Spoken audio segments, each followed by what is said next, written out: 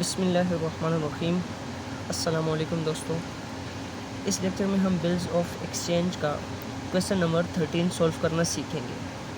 Question हमारे पास on 1 January 2005 A bought a golden chain for ₹20,000 from B and accepted 2 bills of exchange in settlement, one for 12,000 at 4 months and second for 8,000 payable after 6 months।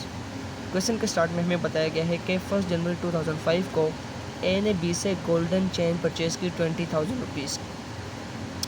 इसके बदले B ने ए के नाम 2 bills of exchange लिखे, एक 12,000 का और दूसरा 8,000 का। जो 12,000 का बिल्स ऑफ एक्सचेंज है वो ए ने पे करना है 4 मंथ्स के टाइम पीरियड में, और जो 8,000 का बिल्स ऑफ एक्सचेंज है वो ए ने पे करना है 6 मंथ्स के टाइम पीरियड में। ठीक है, बिल्स ऑफ एक्सचेंज का क्वेश्चन सॉल्व करने का आसान तरीन तरीका ये है कि इसको आप साथ साथ पढ़ते जाएं और साथ साथ इसकी जर्नल एंट्रीज रिकॉर्ड करते जाएं। तो यहाँ पर देखते हैं कि हमसे रिक्वायरमेंट क्या है। रिक्वायरमेंट है record the above transaction in the books of B and A. B की बुक्स ऑफ अकाउंट में हमने जर्नल एंट्रीज करनी है और ए की बुक्स ऑफ अकाउंट में जर्नल एंट्रीज हमने पास करनी है। तो यहाँ पर चलते हैं जर्नल के फॉर्मेट की तरफ। जर्नल का फॉर्मेट सेम ही बनेगा। ठीक है, पेज मेरे पास बड़ा था तो इसलिए मैंने मिड में लाइन लगाई। एक साइड पे मैंने बी का अकाउंट बनाया और दूसरी साइड पे ए का अकाउंट बनाया। सेम जर्नल का फॉर्मेट है, date, details, ledger for you, debit and credit. ठीक है, सबसे पहले हमें बताया गया कि ए ने बी से गोल्डन चेन परचेज़ किया। ठीक है, तो दोनों की बुक्स ऑफ अकाउंट में सेल और परचेज़ की एंट्री होगी। जैसे बी ने परचेज़ किया तो बी ने सेल किया तो बी की बुक्स ऑफ अकाउंट में सेल की एंट्री होगी। ए ने परचेज़ किया तो ए की बुक्स ऑफ अकाउंट में परचेज़ की एंट्री होगी। अब यहाँ पर देखें, सबसे पहले जब बी ने सेल किया तो बी की बुक्स ऑफ अकाउंट में एंट्री हुई A account to sales account. ठीक है, अब यहाँ पे क्वेश्चन ये है कि हमने यहाँ पर सेल्स को क्रेडिट क्यों किया। हम इस क्वेश्चन में ये कंसीडर करेंगे कि बी और ए का ये रेगुलर बिजनेस है कि वो गोल्डन चेन सेल परचेज़ करते हैं। ठीक है, तो ये हमारी गुड्स हुई। ठीक है, क्योंकि गुड्स की डेफिनेशन हम करते हैं कि anything which is purchase for the purpose of free sale is called as goods. और गुड्स को जब भी हम सेल या परचेज़ करते हैं तो परचेज़ की सूरत में हम परचेजेस को डेबिट करते हैं और सेल की सूरत में हम सेल्स को क्रेडिट करते हैं। तो यहाँ पर एंट्री हुई A account to sales account. ठीक है, ए से कैश रिसीव करनी है, ए बी का डेटर है, डेटर एसेट है और एसेट्स जब इंक्रीज़ होते हैं तो डेबिट हो जाते हैं। तो 20,000 से हमने डेबिट किया, सेल्स हमेशा हमारी क्रेडिट होती हैं, 20,000 से हमने इसको क्रेडिट किया।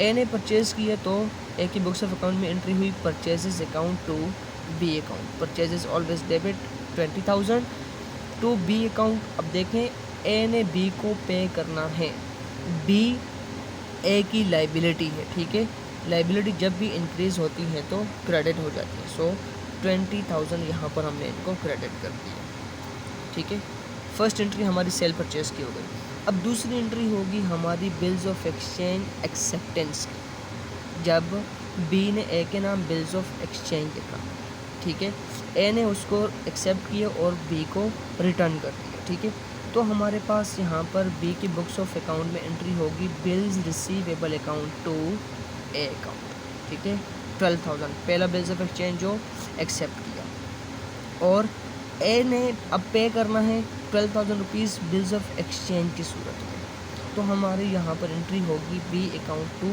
Bills payable account. अब यहाँ पर देखें, इसका कॉन्सेप्ट हम समझते हैं कि बिल्स रिसीवेबल को हमने डेबिट क्यों किया और ए को क्रेडिट क्यों किया। ए अकाउंट को हमने यहाँ पर डेबिट इसलिए किया था क्योंकि बी ने ए पे क्रेडिट पे गुड्स सेल की थी। ठीक है, तब बिल्स ऑफ एक्सचेंज ए के नाम नहीं लिखा हुआ था। अब बिल्स ऑफ एक्सचेंज ए के नाम लिखा गया, ए ने उसको एक्सेप्ट किया और बी को रिटर्न किया। तो अब बी ए से अमाउंट बिल्स ऑफ एक्सचेंज के अगेंस्ट रिसीव करेगा। इसका मतलब ये है कि ये बिल्स ऑफ एक्सचेंज 12,000 रुपीज़ का जिसके पास भी होगा अमाउंट उसको पे होगी। पहले इस तरह नहीं था, पहले जब बिल्स ऑफ एक्सचेंज नहीं लिखा था तो सिर्फ बी ही ऐसे अमाउंट रिसीव कर सकता था। लेकिन अब बिल्स ऑफ एक्सचेंज लिखने की सूरत में ये बिल्स ऑफ एक्सचेंज जिसके पास भी होगा अमाउंट उसको पे होगी। तो बिल्स रिसीवेबल की सूरत में एसेट इंक्रीज़ हुआ, एसेट इंक्रीज़ होगा तो डेबिट, और एक से अब अमाउंट रिसीव नहीं करनी, बिल्स ऑफ एक्सचेंज के अगेंस्ट अमाउंट रिसीव करनी है। रिसीव ए से ही होगी, लेकिन ए की जगह हमने बिल्स रिसीवेबल को डेबिट किया, तो ए की सूरत में एसेट डिक्रीज़ हुआ तो क्रेडिट हो गया। इसी तरह यहाँ पर देखें बी को पे करना था, बी की जगह बिल्स पेएबल को हमने यहाँ पे क्रेडिट कर दिया क्योंकि ये लाइबिलिटी इंक्रीज़ हुई, लाइबिलिटी इंक्रीज़ हुई तो क्रेडिट, और बी की सूरत में लाइबिलिटी डिक्रीज़ हुई तो डेबिट। क्लियर। इसी तरह दूसरा बिल्स ऑफ एक्सचेंज जब एक्सेप्ट किया तो हमारे पास जनरल एंट्री होगी bills receivable account to A account, ठीक है, 8000 डेबिट और 8000 क्रेडिट। बिल्स रिसीवेबल की सूरत में एसेट इंक्रीज़ हुआ तो डेबिट, और ए की सूरत में एसेट डिक्रीज़ हुआ तो क्रेडिट। और यहाँ पर ए की बुक्स ऑफ अकाउंट में एंट्री होगी B account to bills payable account. B की सूरत में लाइबिलिटी डिक्रीज़ हुई तो डेबिट, और बिल्स पेएबल की सूरत में लाइबिलिटी इंक्रीज़ हुई तो क्रेडिट, ठीक है। इसका मतलब ये है कि ये बिल्स ऑफ एक्सचेंज जिसके पास भी होगा ए उसको पेमेंट करेगा। अगर बी के पास बिल्स ऑफ एक्सचेंज होगा तो बी को पेमेंट करेगा। अगर बी आगे ये बिल्स ऑफ एक्सचेंज किसी और पार्टी को देता है तो ए फिर आगे उसको पेमेंट करेगा, जिसके पास भी बिल्स ऑफ एक्सचेंज होगा, ठीक है। इसके बाद नेक्स्ट एंट्री है the first bill was honoured on the due date but before the second bill fell due it was cancelled by mutual consent and a new bill for 3 months was accepted by A for the amount of the second bill plus interest rupees 200। देखिए हमें बताया गया है कि जो पहला bill था वो ऑनर हो गया, मतलब ए ने पेमेंट कर दी, ठीक है। तो ए ने जब पेमेंट की तो हमारे पास एंट्री क्या होगी cash account to bills receivable account. A ने बी को पेमेंट कर दी, बी ने कैश रिसीव की, कैश बी का एसेट है, एसेट इंक्रीज़ हुआ तो डेबिट, और देखें बिल्स रिसीवेबल रिसीव करने थे, एसेट इंक्रीज़ हुआ था तो हमने डेबिट किया था, अब हमने रिसीव कर लिए, ठीक है। तो बिल रिसीवेबल की सूरत में हमारा एसेट डिक्रीज़ हुआ तो हमने इसको क्रेडिट कर दिया 12,000 से। ए की बुक्स ऑफ अकाउंट में एंट्री होगी bills payable account to cash account. देखें कैश ए का एसेट है, एसेट डिक्रीज़ हुआ तो क्रेडिट 12,000 से, और बिल्स पेएबल की सूरत में लाइबिलिटी डिक्रीज़ हुई, पेमेंट करनी थी अब पेमेंट कर दी, लाइबिलिटी डिक्रीज़ हुई तो हमने इनको डेबिट किया 12,000 से, ठीक है। इनकी नरेशंस आपने ज़रूर लिखनी है, नरेशन आप कोई भी अपनी वर्डिंग में लिख सकते हैं। अब दूसरे बिल्स ऑफ एक्सचेंज का हमें यहाँ पे बताया गया है कि ड्यू डेट से पहले ही दूसरा बिल्स ऑफ एक्सचेंज कैंसिल किया गया म्यूचुअल कंसेंट से, और एक नया बिल्स ऑफ एक्सचेंज लिखा गया, ठीक है, जिसमें इंटरेस्ट 200 रुपया और बिल्स ऑफ एक्सचेंज की एक्चुअल अमाउंट ऐड की गई, ठीक है। सो देखें कैंसिलेशन की सूरत में हम कैंसिलेशन की एंट्री करते हैं जिसे सेम डिसऑनरिंग की होती है। यहाँ पर हमारे पास एंट्री होगी कैंसिलेशन की A account to bills receivable account. देखें बिल्स ऑफ एक्सचेंज जब हमने एक्सेप्ट किया था, हमने लिखा था, तो हमने यहाँ पे बिल्स रिसीवेबल को डेबिट किया था। अब यही बिल्स ऑफ एक्सचेंज कैंसिल हुआ, बिल्स ऑफ एक्सचेंज ख़त्म हो गया, तो बिल्स रिसीवेबल को हमने यहाँ पे क्रेडिट कर दिया, क्योंकि बिल्स रिसीवेबल की सूरत में हमारा एसेट डिक्रीज़ हुआ, एसेट डिक्रीज़ हुआ तो हमने इसको क्रेडिट कर दिया 8,000 से। ए को हमने डेबिट किया। अब देखें पेमेंट हमने किससे रिसीव करनी है, ए से रिसीव करनी है, क्योंकि बिल्स ऑफ एक्सचेंज तो कैंसिल हो गया, तो ए से 8,000 रुपीज़ रिसीव करने हैं। ए की सूरत में एसेट इंक्रीज़ हुआ तो डेबिट किया 8,000 से। सेम हमारे पास यहाँ पर ए की बुक्स ऑफ अकाउंट में भी एंट्री होगी bills payable account to B account.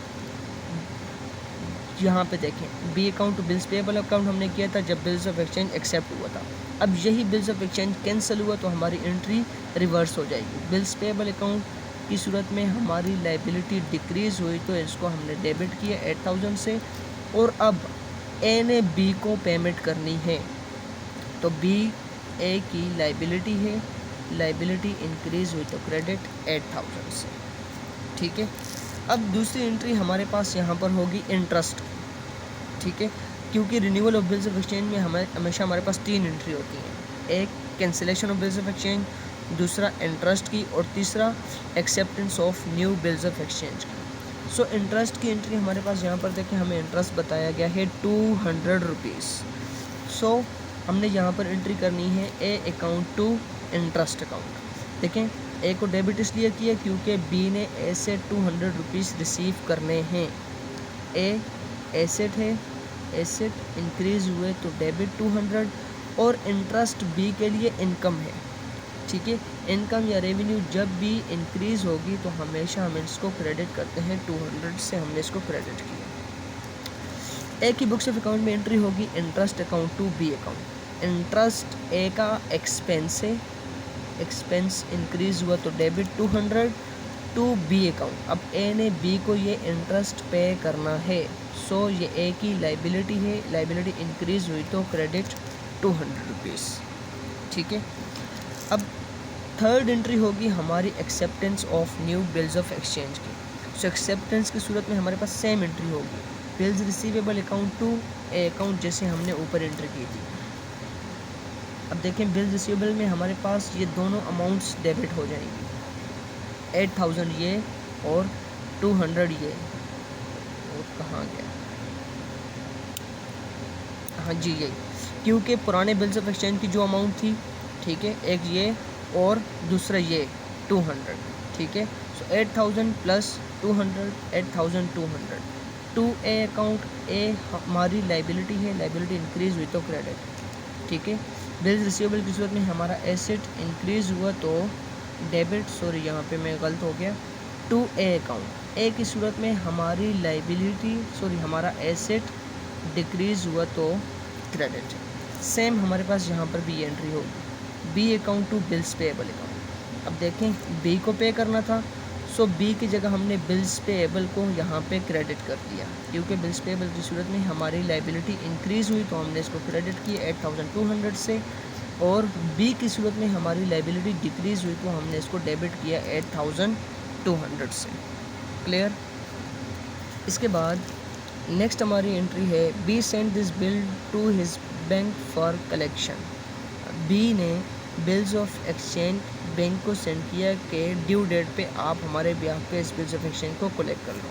सो हमारे पास यहाँ पर कलेक्शन की सूरत में एंट्री होगी, bank for collection account to bills receivable account. अब देखें, बैंक फॉर कलेक्शन, बैंक हमारी बिहाफ पे ये रिसीव करेगा 8200। सो हमारा एसेट हुआ, इंक्रीज़ हुआ तो डेबिट। बिल्स रिसीवेबल की सूरत में हमारा एसेट डिक्रीज़ हुआ क्योंकि बिल्स ऑफ एक्सचेंज अब हमारे पास नहीं है, सो हमारा एसेट डिक्रीज़ हुआ तो हमने इसको क्रेडिट कर दिया। ए की बुक्स ऑफ अकाउंट में यहाँ पे कोई भी एंट्री नहीं होगी। और लास्ट एंट्री हमारे पास, but on the due date the bill was dishonoured. ठीक है, डिसऑनर्ड की सूरत में हमारे पास यहाँ पर एंट्री होती है कि जिससे हमने अमाउंट रिसीव करनी होती है उसको डेबिट करते हैं, जिसको पे करनी होती है उसको क्रेडिट करते हैं। तो देखें, बिल्स ऑफ एक्सचेंज डिसऑनर हुआ तो अब ए से हमने अमाउंट रिसीव करनी है, ए हमारा एसेट है, एसेट इंक्रीज़ हुआ तो डेबिट 8200। बैंक ने हमारे बिहाफ पे रिसीव करने थे तो हमने इसको डेबिट किया था। अब बैंक ने रिसीव नहीं करने क्योंकि बिल्स ऑफ एक्सचेंज डिसऑनर हुआ तो हमने यहाँ पर बैंक फॉर कलेक्शन को क्रेडिट कर देना है 8200 से। और यहाँ पर हमारे पास ए की बुक्स ऑफ अकाउंट में एंट्री होगी, bills payable account to B account. Bills payable की सूरत में हमारी लाइबिलिटी डिक्रीज़ हुई क्योंकि बिल्स ऑफ एक्सचेंज डिसऑनर हुआ, सो लाइबिलिटी डिक्रीज़ हुई तो डेबिट 8200। और ए ने बी को अमाउंट पे करनी है 8200, बी लाइबिलिटी है, इंक्रीज़ हुई तो क्रेडिट। ठीक है, तो यहाँ पर हमारे पास क्वेश्चन नंबर 13 कंप्लीट हुआ।